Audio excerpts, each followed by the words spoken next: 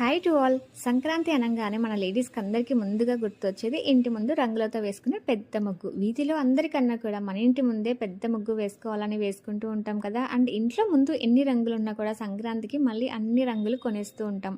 And మీరు ఇక్కడ చూసారా, బ్యూటిఫుల్ కలర్ పర్పుల్ కలర్ రంగులలో కూడా వచ్చేసిందండి. పెళ్లి కూతుర్లకైతే ఈ పర్పుల్ కలర్ మ్యాండేటరీ అయిపోయిందనమాట.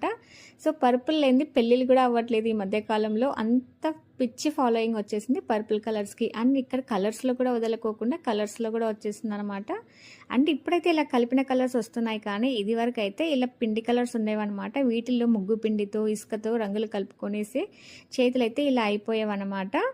అండ్ నేను న్యూ ఇయర్ రోజున నా ముగ్గులో ఒక ట్రెండింగ్ రూల్ ఉందని చెప్పాను కదా, 2024ని అబ్జర్వ్ చేయండి.